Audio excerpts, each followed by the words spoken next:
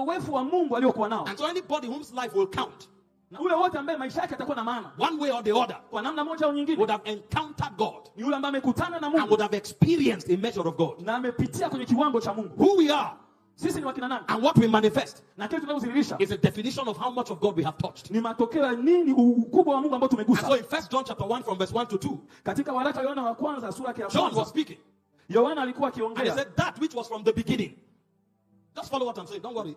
That which was from the kile beginning, kilikuwa kuwepo mwanzoni, which we have heard, tulichokisikia, which we have seen, tulichokiona, which we have looked upon, tulichokitazama, and our hands have handled of the word of life. na mikono yetu alishika neno la uzima. He said that is what we have come to commit to you. Ndio kile tumekuja kuleta kwenu. And he said that in which we saw Kile tulichokiona itself is life. hicho kenyewe ndio Because uzima, he said for the life was made manifest, kwamba uzima ulizihirishwa, and we have seen him, na tuliona huo uzima, and we have come to share that fellowship with you. na tulikuja kuwapa ushirikiano And he huo. said that fellowship is with the Father. Na hiyo ushirikiano uko pamoja na Baba. And so the first thing that gives meaning to your life Kwa kitu cha kwanza kinaleta mantiki kwenye is maisha how much yako, of God you have experienced. ni namna gani umemwishi Mungu. This is why one of the major emphases of believers Mmoja ya kitu ambacho tunakazia kwa waumini is to teach us to have a relationship with God. ni kutufundisha kuwa na mahusiano na Mungu. Because in that relationship is transformation. Ndani ya ule uhusiano kuna mabadiliko. The more you know God, the more you become like God. Zaidi unapomjua Mungu unakuwa kama Mungu. Number two, Cha pili, what gives meaning to your life kinacholeta maana kwenye maisha yetu is the quality of your worship to God. ni ubora wa ibada yako kwa Mungu.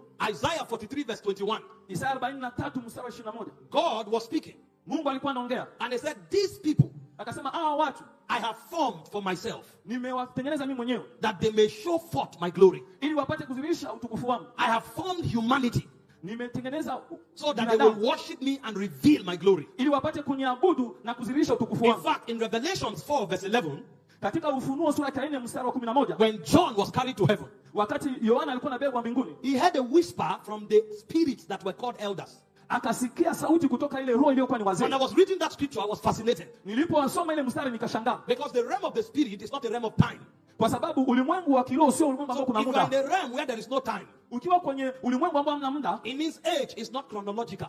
ina maana umri sio wa muda. If you are in a realm that is governed by time, Ukiwa kwenye ulimwengu ambao unaongozwa na muda, if you have lived long, kama umeishi muda mrefu, say 60 years, miaka 60, 70 years, miaka 70, 80 years, miaka 80, 90 years, miaka 90, because it's a chronological realm, kwa sababu ni ulimwengu wa muda, you are considered an elder watakuona kwamba wewe ni because mzee, you have lived older than others. kwa sababu umeishi maisha But marefu if you kuliko now enter a wengine. realm where there is no time, Lakini ukiingia kwenye ulimwengu ambao hakuna what is muda, the parameter of defining a creature to be an elder? sasa ni kipengele gani wanatumia ili kujua huyu ni mzee? You now see that age is in different dimensions. Unaona kwamba umri uko kwenye viwango tofauti. There is a chronological type of age, Kuna uzee wa muda and there are age that are tied to mysteries and secrets. na kuna uzee ambao unaambatana na siri za Mungu. So in the realm of God, Kwa hiyo kwenye ulimwengu wa Mungu, how much secret you have una siri ngapi? is what determines your age. Ndio hiyo inaonyesha umri wako kwenye ulimwengu wa kiroho. And one of the wise men of that realm, Na mmoja mtu mwenye hekima wa ile one of the ulimwengu, wise entities of that realm, na mmoja mtu mwenye hekima wa ile ulimwengu, when John came to heaven, wakati Yohana alienda mbinguni, John was surprised. Yohana alishangaa They had thrones.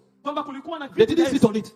lakini hawakuwa na keti juu yake. Rather, they decided to fall on their faces. Lakini wakajilaza chini They mafulufulu. had crowns, Walikuwa na taji, but they didn't wear them. lakini hawakuvaa hizo They taji. decided to cast it before another king. Wakaamua waitupe chini miguuni And mwa John mfalme was mwingine.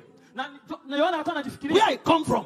kule nilikotokea, If you have a throne, kama wewe una kiti cha enzi, sit on it. That's what determines your majesty. utakapo, hiyo ndio inaonyesha ukuu wako. If you have a crown, wear it. Kama utakuwa na taji, That's what unaivaa. defines your glory. Hiyo ndio inaonyesha utukufu How wako. come I've come into this realm Imekuaje nimekuja kwenye ulimwengu and huu, people who have throne are abdicating it? na watu ambao wako na viti vya enzi People who have wanaacha, crowns are not wearing it. na watu ambao wako na taji Why in wanavaa. my realm people fight for throne? Kwenye ulimwengu wangu watu What wanagombana. is going on here? Ni nini kinatokea hapa? And one of the elders tapped him Na mmoja wa wazee akamgusa, and said, the reason we were created akasema sababu ya sisi kuumbwa is not to have things. sio ili tupate vitu. He said the secret that was written in the chronicles of God Ile siri iliyoandikwa katika is vitabu that vya all Mungu things were created for his pleasure. ni kwamba vyote viliumbwa ili kumpendeza. So the degree to which your life gives him pleasure Ile namna ambayo maisha yako inampendeza is what gives you rank, not the throne you sit on.